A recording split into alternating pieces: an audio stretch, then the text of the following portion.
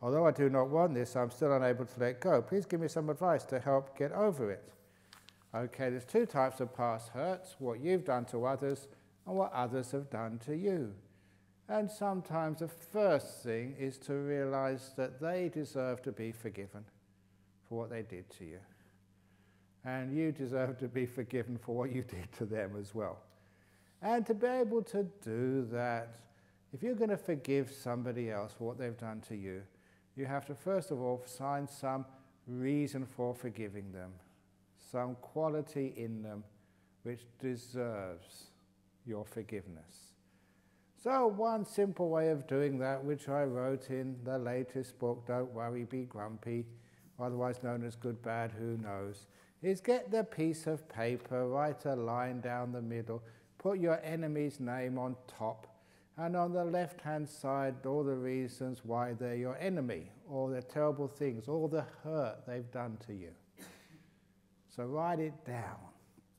And number 2, on the right-hand side of the line, write all the wonderful and admirable qualities in that person who's hurt you, all the good things they've done. And write that down on the right-hand side until it's as many bad qualities as on the left-hand side of the line. You write the same number of good qualities on the right-hand side of the line. And then you get the pair of scissors and cut it down the middle. And the left-hand side with all the qualities, you know, why they're a bad person, all the bad things they've done to you, the reason why, you know, they've hurt you. Cut that off, throw it in the bin. And the right-hand side, all the good qualities in the person who's hurt you, post it by your bedside. Put it in your office. Look at it. Put it on the screensaver of your computer. So as soon as you turn it on, you see the good qualities in your enemy. And what happens next is that you realize they're not such a bad person. Yeah, they've done bad things. You're not denying that. But they're not such a bad person. And once you realize that, they deserve to be forgiven.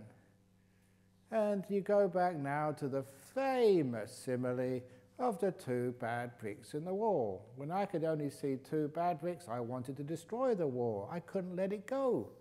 But once I could see the 998 good bricks, the other part of the wall, then I could forgive the wall. I could let it go. So all you need to do is, now, whatever someone has done to you, see their good qualities. That's the most difficult part of it. Once you can see those good qualities, then they deserve forgiveness. The rest is pretty easy. Now, your bad qualities, all the terrible things that you have done, you can do the same with a piece of paper and a line down the middle. Or if that doesn't work, one of my favorite similes, I reticent giving this simile in Jhana Grove because it does block the toilets afterwards, which is a simile of writing down all the bad things you have done, which you can't let go of, all of your mistakes, all the mean, nasty, cruel, rotten things which you have done. And don't write it down on an ordinary piece of paper. Write it down in brown ink on toilet paper. And if you write down all the bad things you've done in the past on toilet paper in brown ink, psychologically you are making an association with the other brown stuff which goes on toilet paper. And once you've made that association, straight away you know that you do not keep toilet paper with even the slightest bit of brown muck on it. Even here, you may be a member of Greenpeace, Save the Earth, the World Wildlife Fund, but even the head of Green Sea Shepherd does not reuse the toilet paper. He doesn't use both sides of it, so I'm told. So you only use one side of it and only part of that side. So as soon as you've got some brown stuff on the toilet paper, what do you do with it? You do the letting go ceremony. So you write down all the bad things you have done on a piece of toilet paper, brown ink, read it to yourself to remind yourself, you know, you've done bad stuff. But it's brown on toilet paper. It's not something you should keep. So you take it to the ceremonial letting go room, known as the loo. You take it into the toilets, and you read it once more, when in the toilet, all the bad things you've done, toilet paper, brown ink, and then you put it to the only place where it belongs, in the bowl. And you put it in the bowl, and then you can do some chanting if you want to, the letting go chanting. But then you do this wonderful ceremony as you press the button. And an amazing thing happens once you press the button. All this water comes out and it swivels around, swish, swish, swish, and it goes down the hole and it's gone forever. And you can't get it back again. And with the piece of paper, with the brown ink and all the bad things you've done, that goes into the toilet where it belongs. All that bad, cruel stuff in the past, that's where it belongs, in the toilet. And if people do that ceremony, because they're not just saying, let go, just saying it is not good enough. You need to do a ceremony. You need to do some physical stuff as long with the mental stuff. It reinforces it. And that means that once you write it down on toilet paper in brown ink, do the ceremony properly in the toilet bowl, press the button, when it goes, it really helps for you to let go of the past as well. It's not worth keeping. It is, please excuse me, it's shitty stuff. Or the hurt of the past. Why do you keep it in your pocket? Just like a piece of toilet paper which has always been used. So once you do that and do a little ceremony, it's actually easy to do. Then you can let go. But unfortunately, the poor old Mike and Daniel have to be calling the plumber next week to unblock all these toilets because there's a lot of stuff you have to write on that toilet paper. Does seeing non-self necessarily lead to stream entry? Yeah, it does. So once you really see non-self, really see non-self, then you become a stream winner. Ooh, exciting, isn't it? So how come we're not a stream winner yet? You haven't seen non-self. You've seen some of it, but not all of it. There's some little part which you're still hanging on to. And that last little part stops you becoming enlightened. We always like what I call the ultimate retirement home. So yeah, we want to become enlightened, but we want to be there to enjoy it when it happens. It really sucks, isn't it? You work all this hard to become enlightened, and once you become enlightened, that's it, you're gone. You can't enjoy it anymore. Oh. This is it, there's no one there. And when you say there's no one there, life is much easier when there's no one there. Wow, this is not a question, an essay. Here we go. Here we go. I live in a different country with my father. My relation with him is not close. So I understand from that, father lives in one country, you live in another country. Because since I was 12 years old, he had another woman and some to visit me. Ooh. Is it what happens when you have a mistress or like a toy boy, whatever you call it, if you're the opposite gender? It really creates too much trouble. And I can't understand why people do this. You know, one husband's enough. One wife is enough trouble. What do you want a mistress for as well? Cheapers. That is one of the reasons why. To stop this at the root, I tell young men and young women, women, never marry a rich man. If your husband is rich, he can afford a mistress. If he's poor, there's no way he can afford a mistress. Look, mistress, they don't go with these men, married men, because he's beautiful or he's good in bed. They go with him because he's rich. You know, no money, no honey, as they say. That's the only thing a mistress wants. So if your husband is poor, like Jana, you're not married yet. If you marry a rich guy, you're in trouble. Marry a poor guy, he will never be able to afford a mistress. You can go overseas on a retreat and you know that sort of your husband's okay because he can't afford anybody else. So you're safe. So girls marry poor guys. And guys marry ugly girls. If you marry a pretty one, other boys will go after her. But if she's ugly, no one else will ever want her. You can go playing golf for the week, and you know that no one wants your wife, so she's there for you when you come home. So it's obvious secret of a happy marriage. I don't know why other people do this, but you stupid guys always go for the beautiful girls, and you girls go for the rich guys. Stupid. That's why you have trouble like this.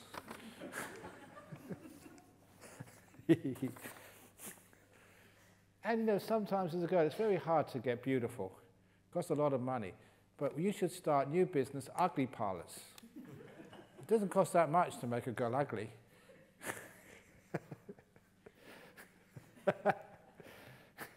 And if you've got a rich guy, I can fix that. Send him here. Get a nice big donation for the monastery, and then he's poor, and then you can marry him, you'll be happy then.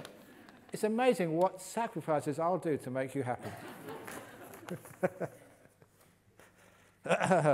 Anyway, there we go. Since he was 12 years of age, so he had a mistress, and seldom came to visit you. Many times he came only for his business. Recently, he often came to my country for his business or for medical checkup. The problem is he wants to stay with me. I tried to stay with him twice, but even only 3 days, I felt very uncomfortable. Last month, I lied to him if my husband's family are a bit jealous if he stayed with us. I have to lie because every time he comes for a holiday with his second wife and their children, they stay 5-star hotel, but if he has problem or about business, he stays with me. I just don't want the disturbing life. Did I do the right thing? Can I lie for my own peace? Because after that I feel guilty and affect my meditation. If you can afford a 5-star hotel, you can charge him for coming to stay with you. Why not get a bit of... But no, it's sometimes to be honest with your father, to say, look, you know, it's very uncomfortable staying with you because what you did to my mum, you had another woman.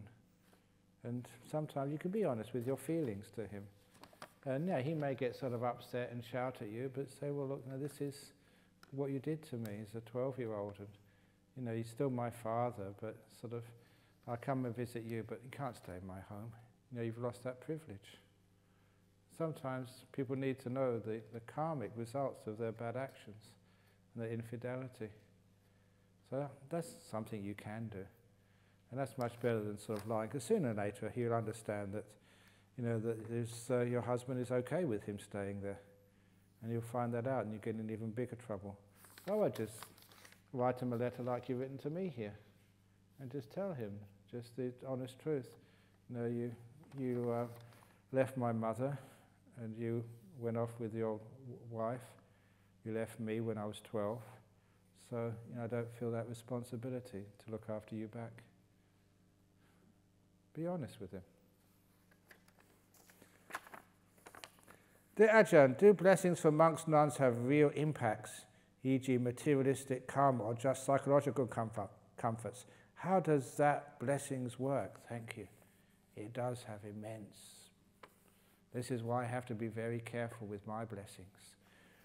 I was once one of the disciples here, and he's a very good man. He's a Malaysian fellow from Malacca. And he invited me to bless his friend's shop. His friend was just starting a new business. Can I come to bless his shop? And you know, I always say yes, unless there's a good reason for saying no. My problem is I'm sometimes really busy. I don't really ask what type of shop it is. And when I got there, I found what it was lottery shop. That's all they do, sell lottery tickets, nothing else. And it was too late by that time. And I had the holy water, the swish, all the paraphernalia. And so I did the full blessing for this guy. And I thought, well, you know, make him happy, that's it. And about a month or 2 months later, over in our city centre in Nonamara, I was reading the Saturday paper, and there was a huge article in the paper, the luckiest lottery shop in the whole of Australia. And that was the one that I blessed. It works. But I've got to be very careful. And so many of you have been asking me, where is it? Where is it? I want to go there. Where is it? No way, I'm not telling you. And some of the other stuff which has happened when I do the blessings. I remember going to this, well, there was a Chinese couple. Their father was dying. So I went to see him in Royal Perth Hospital, you know, to sort of give him some chanting. They said, can you please come and chant for my dad? So I went in there. And I really put effort into whatever I do in my life. You know, the other monks will say this. If I give a talk, I really give it everything I've got. chanting sadhus, everything I've got. I do work, everything I've got. Whatever I do, even writing books, I really give it 100%. So chanting, I do the same. I give it 100%. So a couple of days later, the family rang me and said he's recovered. And they were really upset. So we didn't want him to recover. We wanted him to have a peaceful death. And now you've put us back to square one again, Ajahn Brahm. We're not happy with you at all. They'd prepared everything. The doctor said he was going to die. There's no possibility of cure. And so they reconciled themselves to their father going, and they arranged everything, even arranged a funeral service. And this monk comes along and he recovers. They were very upset. And the other times, I have been banned from 2 Thai restaurants in Perth from doing any chanting there. And the reason was because I went there and I chanted, and the next day they were just run off their feet. There's too many customers came after the chanting, and they got stressed out. Said, we don't want you ever again, it's too much stress. We want an easy life. We wanted a few more customers, but not that many. My chanting was too strong. So they won't let me go there anymore. The chanting is too powerful. So yeah, sometimes the chanting does work. How it works, can you know? Sometimes it's the power of the mind, and sometimes as a person they just get a more confidence. But it can only work in certain areas, because I've been saying I go over for lunch over to the monastery, because there's lots of people come, and I travel around so much they hardly ever see me, so I thought it's a great opportunity to spend lunch times over there. And I've been telling people that now is the time of year you get many young people come to the temple. And sometimes people think that young people don't go to temples. They do go to temples, but usually just this time of the year, because it's exam time and they need some divine intervention. So they come for chanting and holy water, because either they're about to do their exams or they've done them and they're worried sick because they didn't do so well. And I like the story of this Malaysian girl. She was doing, I think, a year, first or second year at university, and she came for some chanting, and I never saw her again. But her friends came up and said, remember that girl who got some chanting for you from last week? She's going around telling everybody, all her friends, the monks in Nolamara temple are no good. Because she failed her exams. And she blamed me. Not my fault. You haven't been doing any study at all. There's only so much, chanting can do. If you haven't done any work, it's not going to give you the straight A's in the exam. So she was asking for too much. But it does have some power. But the best power, of course, is getting rid of ghosts. Now, that is incredibly powerful chanting. And sometimes, how does it work? How do you monks, and even the nuns, how is your chanting the best? Because it's absolutely true. If it was in Malaysia or here in Australia, if there's a ghost, a haunting or something, you get the Christians, please excuse me, but their chanting doesn't work. Their exorcisms, no way. They get Muslims, indigenous people, Jews. Eventually they get the Buddhists. And we are absolutely, ask everybody else, the best Ghostbusters. And you know why it works? Because if you listen to our chanting, it's so bad. No self-respecting ghost can stand it. And they run away screaming, not those Buddhist monks. I think that's the reason why, because our chanting is maybe not that sonorous. But it's interesting with the chanting, I told the monks this, when you're here doing the chanting, you can just hear yourself, and it doesn't sound as good as if you're just standing outside a little bit. It sounds beautiful.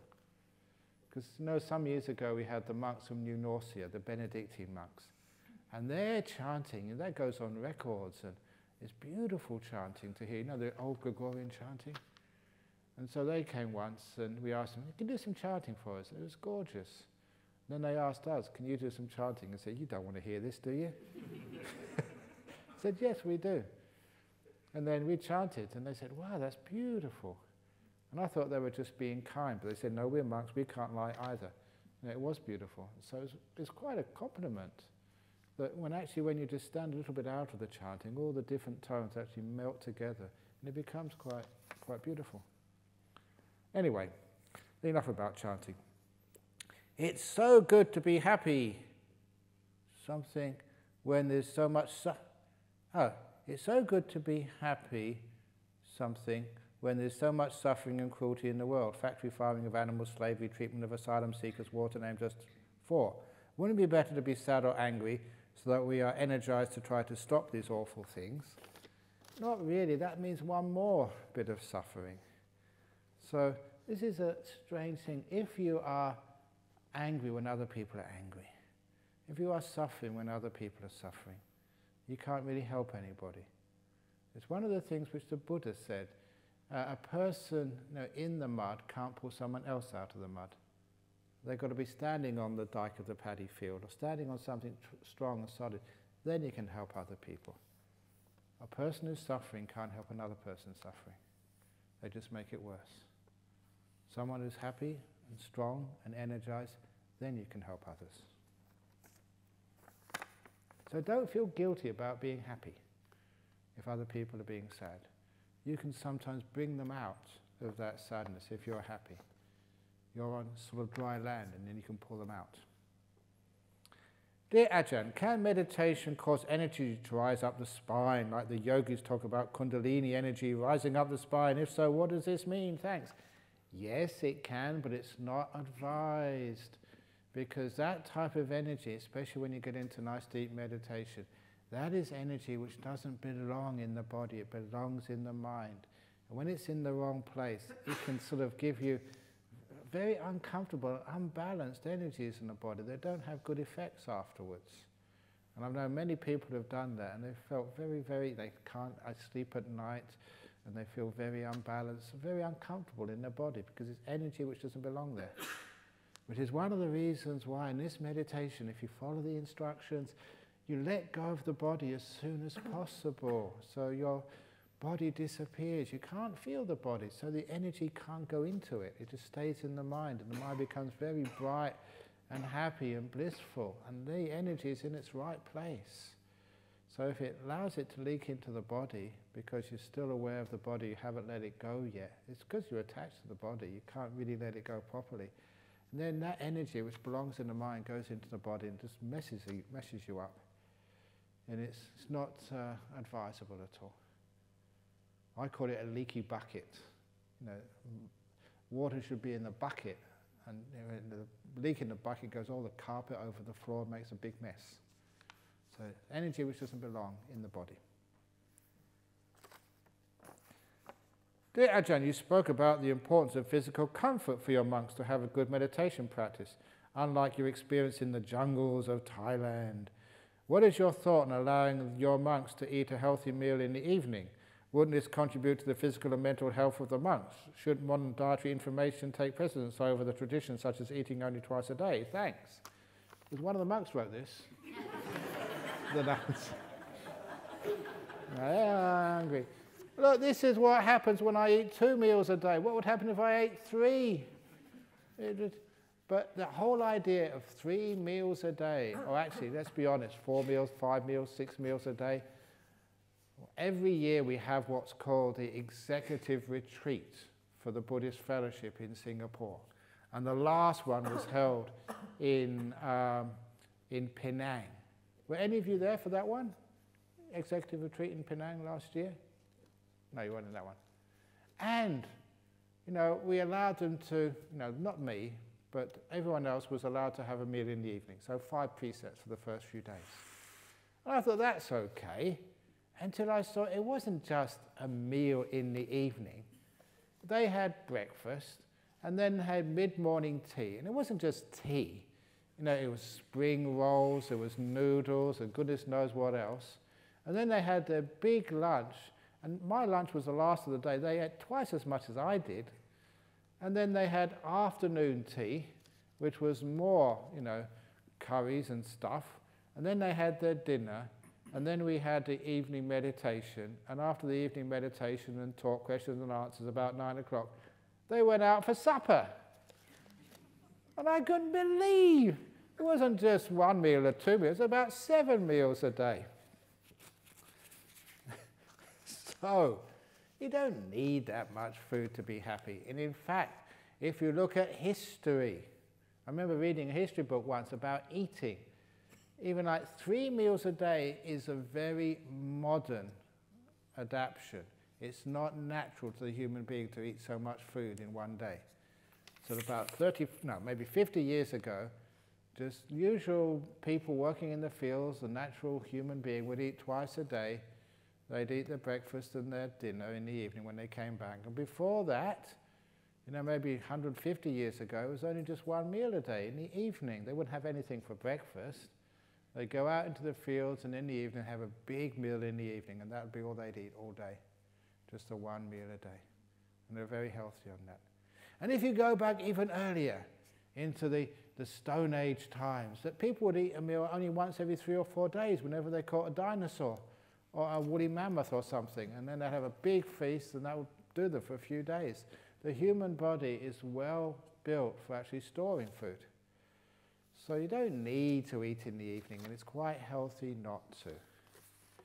So that's why it's very nice to be comfortable, but this is comfortable. And the nice thing about having nothing to eat in the evening time is you've got all this time to meditate. First couple of days you may feel hungry, but it's amazing, just after a few days you don't even think about food in the evening because you don't see it and you don't think about it, and your body is nice and light afterwards. So you get some great meditations in the evening, simply because your body's not digesting food anymore. It's taking a rest, which is good for you. So anyway, that's why we do it this way. I read the book regarding the urine which the Buddha suggested to drink his own urine as a medicine. Do you follow his suggestion? Any comment about this issue? Thank you. What are you laughing at? I think honestly, for 4 years I drank my own urine. I did it in Thailand.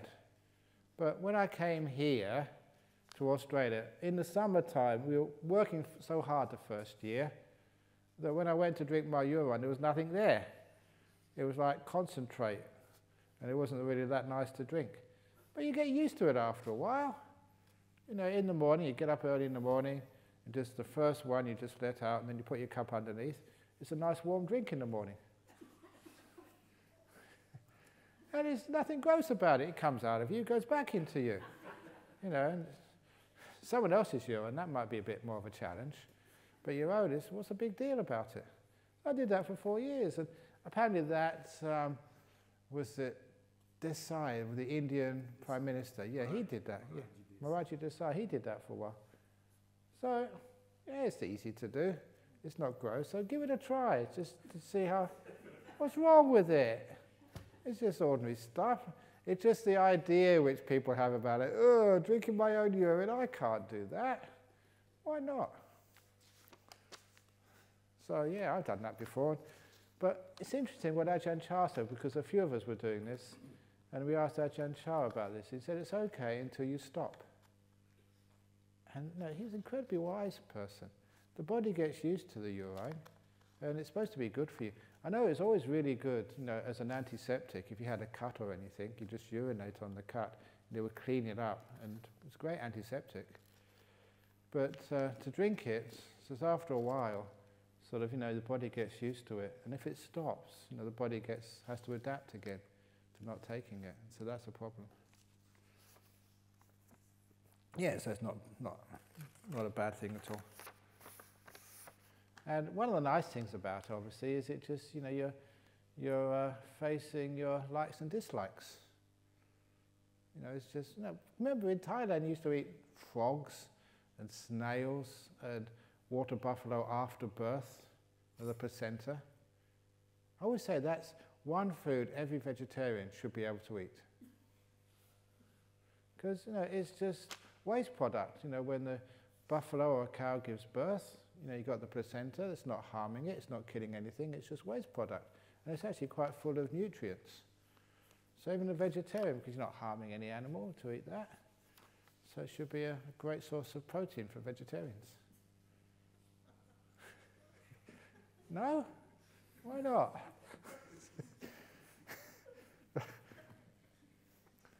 I remember this story I once told, and it's a lovely story, and it's apt here. Somebody, again, I get into trouble because I don't ask. They invited me to give a talk at a primary school, and I thought it'd be, 10 or 11-year-olds. But when they actually got me into the class, it was year 1s and year 2s. Now, grade 1s and grade 2s, and I had to teach Buddhism to grade 1s and grade 2s, 5 and 6-year-olds, and that, a whole heap of them. And that was really a challenge.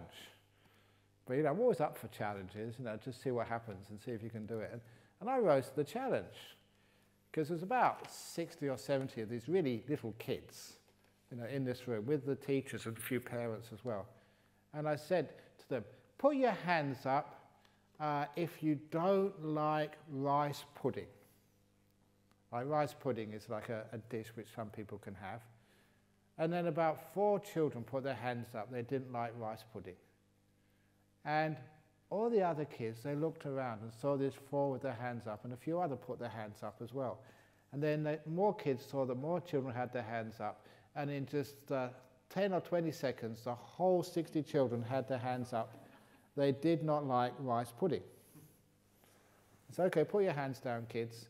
And now put your hands up, the children who have ever eaten rice pudding. And about 6 children put their hands up. And all the rest of the children laughed. They got it straight away. They got out judgmental attitudes, judging something as being disgusting when you've never even eaten it.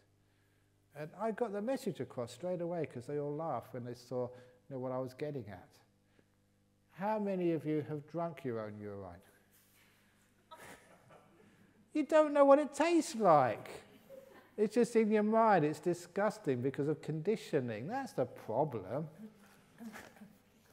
So tonight, see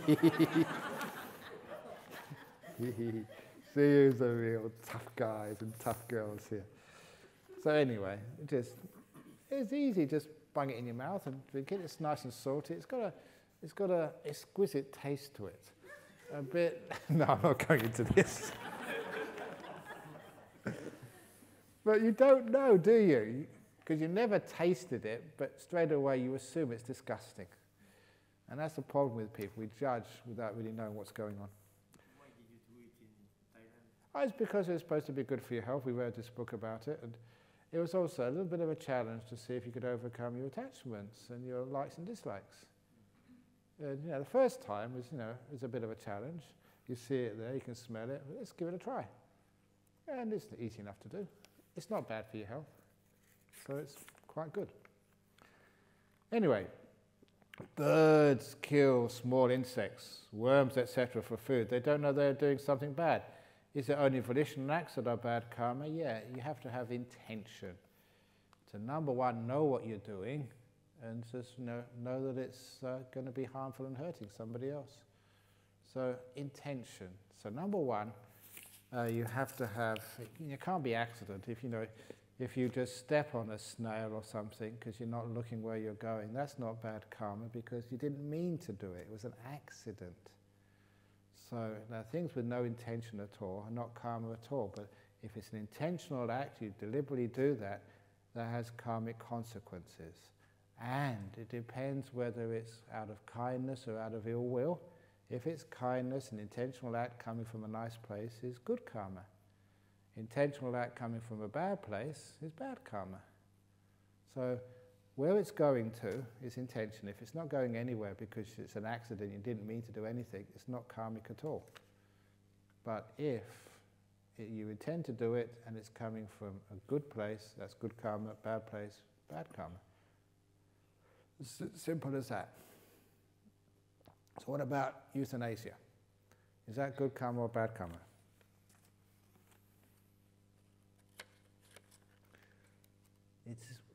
Where's it coming from? Why are you doing that? If it's not intentional, you kill somebody by accident, that's not karmic at all. It has to be intentional. Deliberately you're doing this for a purpose. And why are you doing it? Is it coming from compassion or is it coming from ill will? Is it coming from stupidity? So that's why it's very hard to judge these things. But you know, if it really is compassionate, then there can't be any bad karma from it. And then, just to stir people up, did the Buddha commit voluntary euthanasia? 3 months before he passed away, he was at the Chapala shrine and he deliberately gave up his will to live. Voluntarily, deliberately, he decided to die. That's voluntary euthanasia. So the Buddha committed suicide. Did he? Oh, you can't say that. Why not? It doesn't that sort of, what is suicide anyway? You do an act deliberately to cause your own death. It was the last meal that. The meal? Okay, you can say the 3 months before the last meal. Did the Buddha know what he was doing? Yeah. Was He said not to give to the other monks. Exactly. He knew it was going to kill him, not to give it to the other monks. But he said only a Buddha can sustain that meal. Yeah, but he was wrong then. He made a mistake because he couldn't sustain it. He said it was only fit for the Buddha, but the Buddha knew he was going to kill him. He deliberately ate poisonous food, knowing it was going to kill him. Suicide again. But he didn't want to refuse. He could refuse, he's a Buddha. So he didn't. Maybe he knew what he was doing. So maybe the Buddha committed voluntary euthanasia. Yeah, but I didn't realize they were going to kill me, and in fact they didn't. I'm not the Buddha. The Buddha was all wise. So, but was it with good intention or bad intention? Venerable Ananda killed himself. Yeah, he did it too. That's a wonderful story. The Venerable Ananda, he was just, the monk after the time of the Buddha, the most famous monk after the time of the Buddha. And he was getting to 120, the end of his lifespan. And so he was being followed by these two countries because they both wanted his relics. Because relics are big bucks for the country. If you've got the relics of a holy monk somewhere, then all the tourists come there. The whole thing with relics, it got really over the top in Christianity afterwards, because even St. Francis, they were trying to bribe him, please die in our town. Really nice. I mean, he's getting old. No, don't die in somewhere else. We want you to die now. They weren't interested in keeping him alive. They wanted him to die in our town because then it would become a place of pilgrimage for people. And I think eventually they tricked him into going to one town. That's where he died. And all the people in the town were very happy. But the grossest of the relic stories in Christianity was there was a famous saint somewhere in Europe. It was died many years ago. And many people would go pilgrimage one day a year to this town. And of course, that was the time of the year, all the hotels, the inns, the eateries, the pubs as well. They made a fortune on the Saint's Day, the week before, the week afterwards. It was like having the Formula One Grand Prix or the World Cup cricket in your country. Huge influx of people, lots of money. And so this town was doing really well. And they had this guy, he was just a priest of this town called Norwich in England, which was a small village at that time. And he went on pilgrimage into Europe. And on this day of this saint's day, they would actually open up his coffin and people would kiss him. This dead man who'd been dead for 30, 40, 50 centuries, I don't know how long. And they'd kiss him for good luck. Kissing a corpse, you think drinking urine is gross. This is even worse. But this guy from Norwich, this priest, he went down to kiss, the saint, and he bit off the saint's nose, kept it in his mouth, and walked out of the cathedral, and that's the way he smuggled the nose of this saint out of Europe. He managed to get back to his hometown of Norwich, installed the relic, because they knew they'd lost the nose, he had it, installed a relic in the town of Norwich. He was promoted to be the bishop almost immediately by all of the burghers and all the innkeepers and restaurateurs of Norwich. And that's where Norwich became a cathedral and a city. And he became so famous in that city, really good for business. And, and that's how gross people would be to get a relic. They'd bite off the nose of someone just to get it, so it's really gross. But anyway, that's actually what happens with relics. And so Ananda, they were after his relics, and he knew there would be a fight over them because they were worth a lot of money. Now, intrinsically they're not, but the pilgrims which come there, the tooth relic in Kandy, how much dollars does that get into Kandy? Huge amount of money comes in there because of that. And so he got to the river dividing the two kingdoms. And he levitated into the middle of the river, and the two kingdoms, just wondering, die on our side, die on the other side. And he rose up into the air, and he entered the fire element, and he spontaneously combusted. You've heard of spontaneous combustion, it's one of those psychic phenomena, but he did this on purpose. And his two ashes piles, absolutely equal, fell on either side of the river. So they both got an equal share of his relics. And everybody was happy. That's a very cool way to die. You don't need getting funeral parlour and going to sort of this crematorium to get burned, which costs a lot of money.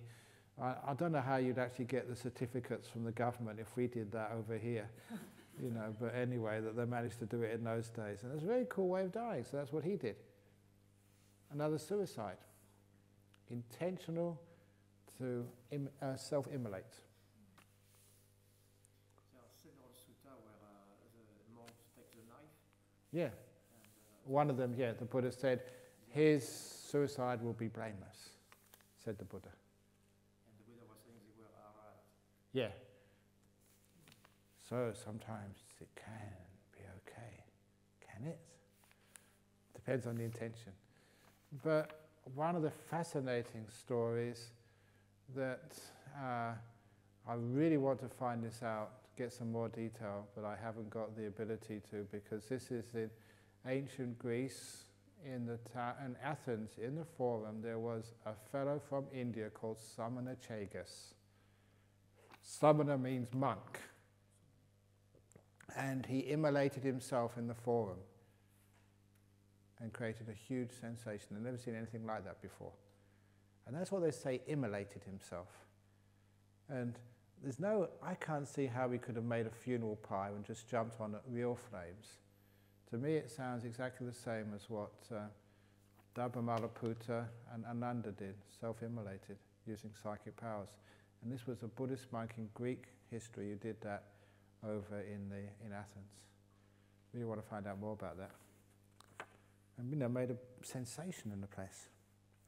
Anyway, here we go.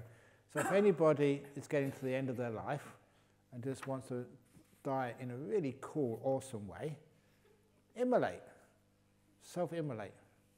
But wait for everyone here so we can see it. We can take selfies with you as you're self-immolating. That'd be really cool. A retreat to remember. Anyway, here we go. Let's go back into some real life again. Standard instruction for metta meditation is to send loving kindness starting from oneself to all other beings. However, the Metta Sutta does not make any specific reference to I or myself. It says, may all beings be happy. Does it mean that sending loving kindness to oneself is not important or relevant? May all beings be happy and well. All beings. Are you a being? Are you some alien who's outside of the species? It means you as well. All beings doesn't mean other beings. It means me as well. You're included in all. You're one of them. Welcome. So, sending all beings, but saying may all beings be happy and well. I've been arguing with that recently because that is really trying to control people. And the reason for this is that on one of these retreats some years ago, I was really pushing this. I want everyone to be happy. Just meditate and get blissed out, at least get strong mindfulness so the food tastes delicious. And there was one young lady here who got very upset. I think you all know, I told it, it's from Veronica. She got so upset because she came to see me in the morning interviews, I don't feel like being happy, and all this trying to be happy business really upsets me. And she says, I don't feel happy, okay, and I refuse to be happy. And I want to be grumpy. And so I said, okay, you can be grumpy, but wait here a moment. And I went into the office and I printed out the first and original grumpy license on headed notepaper. I think it was BSWA headed notepaper. And the license said, this license grants to the holder, Veronica, whatever her name was, permission to be grumpy for any reason or no reason particular, at any time for the rest of her life, signed Ajahn Brahm. So now she had permission to be grumpy, signed by her teacher. And as soon as I handed her the grumpy license, she was very happy about it.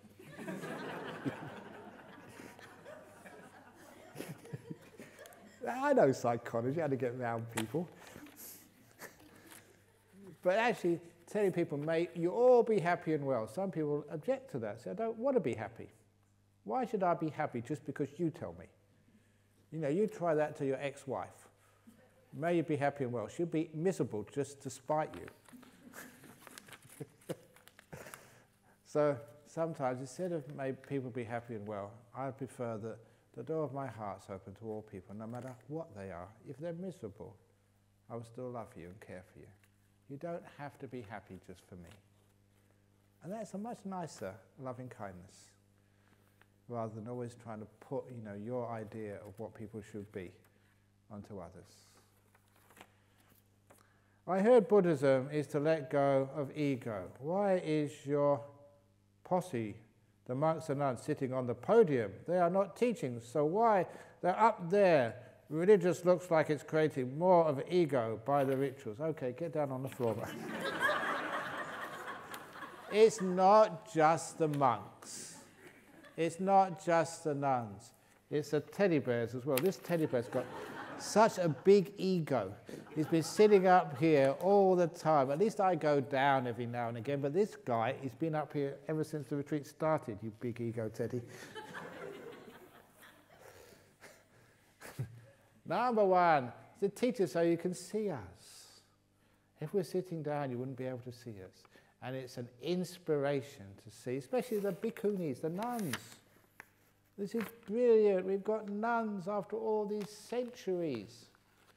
And so that's an inspiration. That's why we have them up here. So it's like the Buddha statue is an inspiration, the nuns are inspiration, teddy bears inspiration. So that's why we have them up here. It's nothing to do with ego.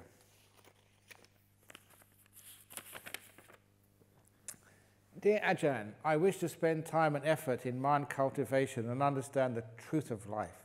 I think this is the most worthwhile thing to do in life, but sometimes I have the desire to find a partner and have a family. Strangely, I feel sorry about the thought. Is a marriage an obstacle to attain enlightenment? Kindly advise. It really depends what type of marriage you have, and like most things, it depends not what you have, but what you make of it.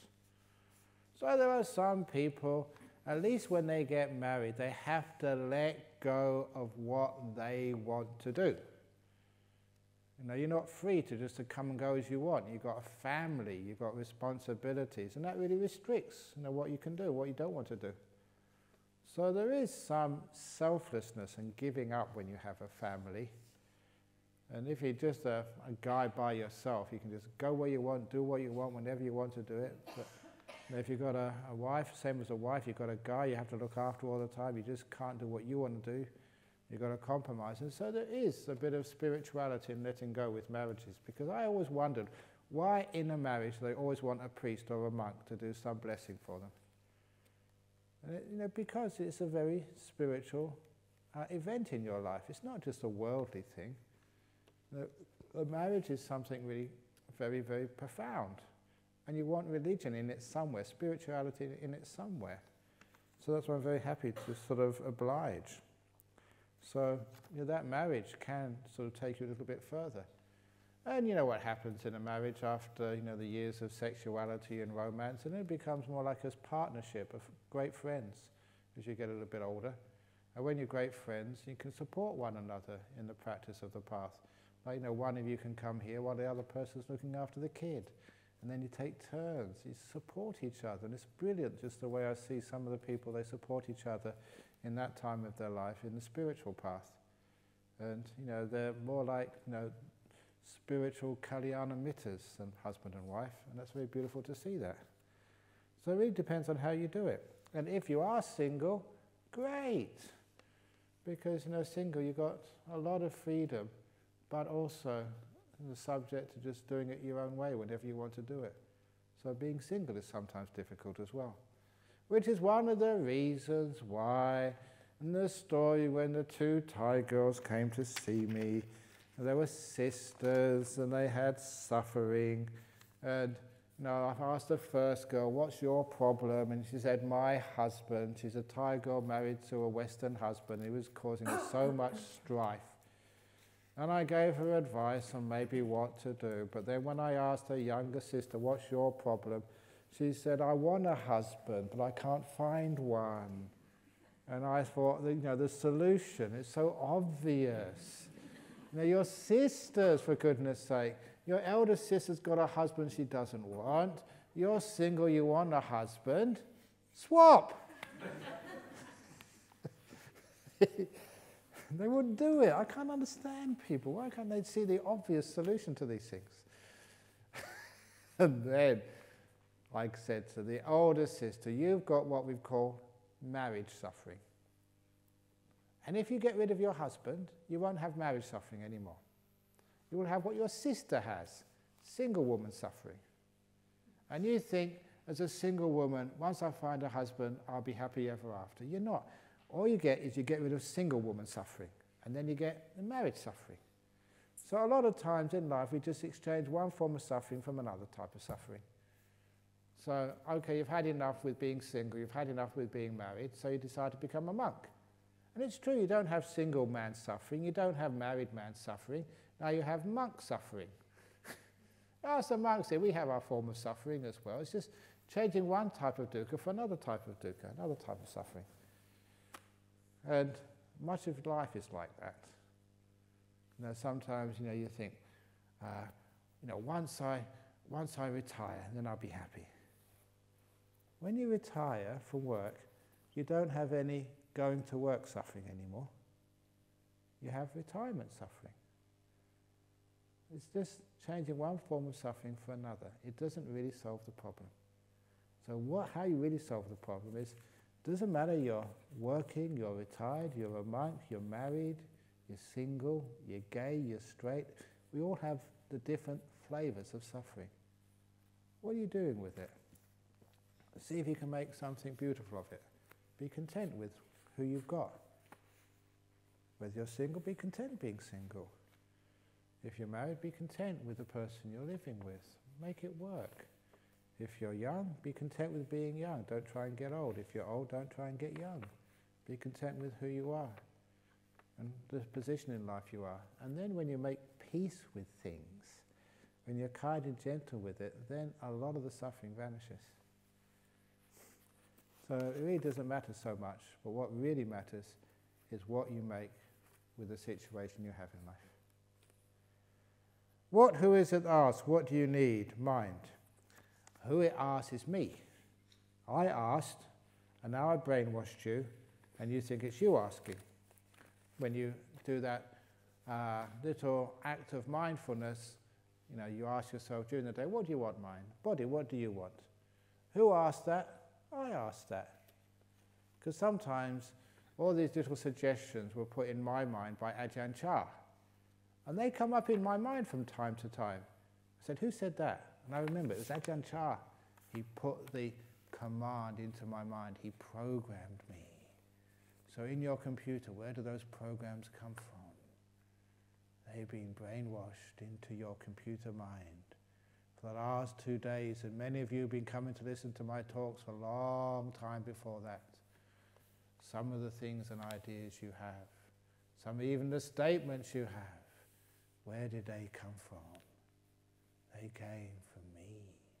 You've been brainwashed.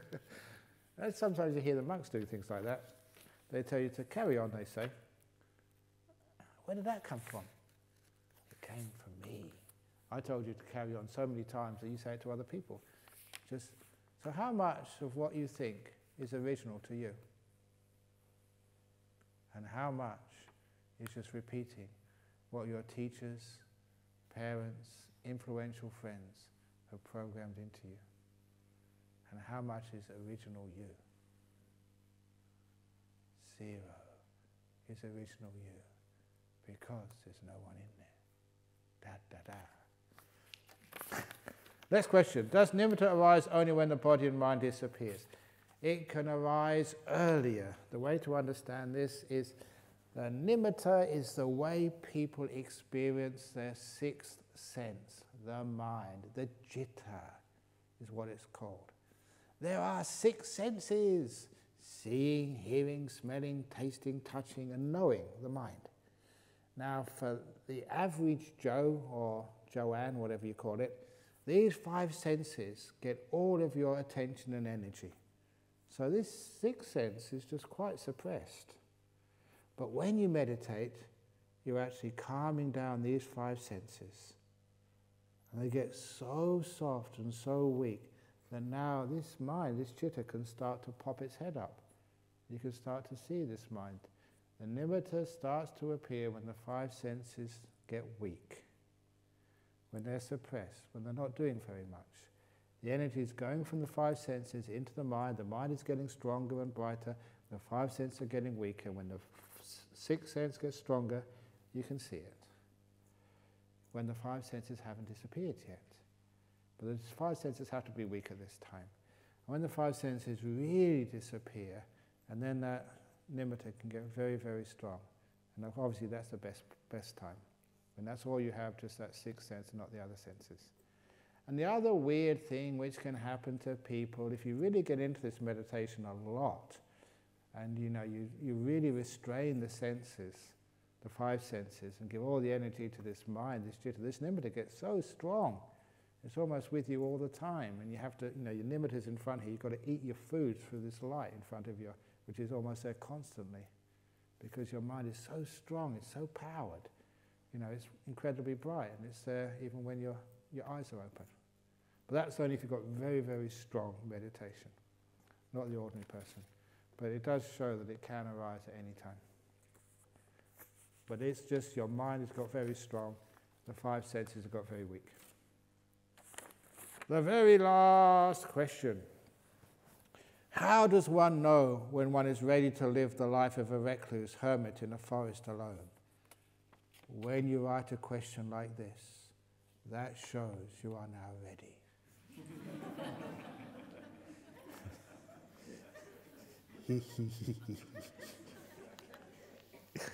That's not what I meant, they said.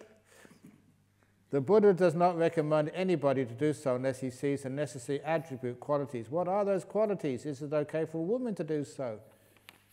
About 20 years ago, no way. But now you can. Now the doors to the deathless are open to the female gender. Woohoo! We've ordained bhikkhunis. We have Dhammasara nuns monasteries, Santi monastery, Newbury monastery, a new one opening up. They're popping up all over the place. And that's inspiring. Now the gender divide has been destroyed in Buddhism. So it's not totally been destroyed yet because there's not enough senior nuns. So the gender divide has been destroyed when there's a bhikkhuni sitting up here teaching the 9-day retreat. And also for her, you can't get in it unless you book in within the first 1 minute.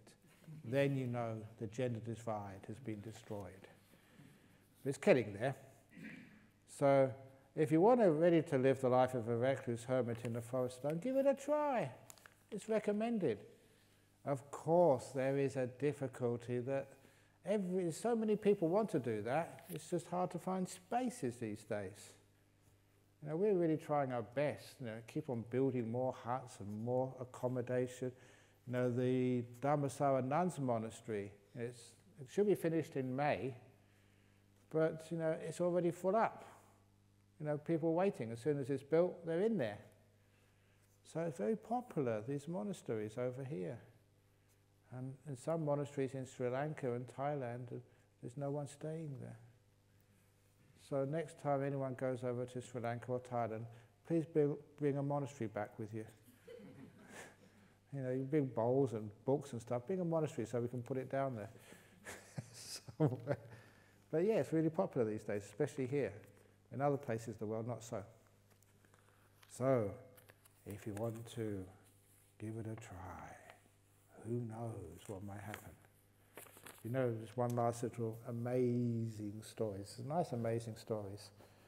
That when I was a young monk in Thailand, there was this guy came from England. And I was there at the time. He turned up at our monastery in northeast Thailand. And I said, who are you? He said, well, look, now I was a student in psychology, I think in Regent's Park University or something, part of London University. And he just finished his degree. And a friend of a friend of a friend, you know, knew someone who was importing horses to Singapore to race. Now, they go in the aircraft, but apparently the rule was you need about 3 grooms to accompany the horse. You know, that according to law, but you only need 1 or something. The horse is not anaesthetized, but given tranquilizers on the journey. It's just in case. And so they said, do you want a free trip to Singapore? And he said, wow, that's a good idea. I'll have a free trip over there and just finish my degree and then just work my way back to England. A nice little adventure before he gets a proper job. So that's how he got to Singapore. And from Singapore, he worked his way up to Thailand, to Bangkok, and not really having any plans where he was going to go. And there he met some doctors. They were working for UNICEF. That's the one, UNICEF. And sorry, no, not UNICEF, the child. Yeah, that's a charity for children, isn't it? Yeah, UNICEF. Yeah. And they said that they were working in a refugee camp for the Laotian refugees in the town of Ubon. Would you like to come up? There's nothing much there, because the northeast of Thailand is scenically just so dull. There's nothing really to go up there for tourists. So they said, okay. So he went up there with the doctor and a few nurses just for an adventure. And when he was up there, what can we do here? There's nothing to really go and see. They said, oh, but there is some Westerners in this monastery. And so they took him to the monastery. Now this guy knew nothing about Buddhism. He was only there by accident because his friends took him over there. And he came to this monastery and he liked it so much he asked, can I stay overnight? He stayed overnight, and I don't know what happened to him overnight, but in the morning he appeared in front of the abbot with his head shaved, saying, I want to be a monk. And he is now the abbot of Amawati Monastery, Ajahn Amaro.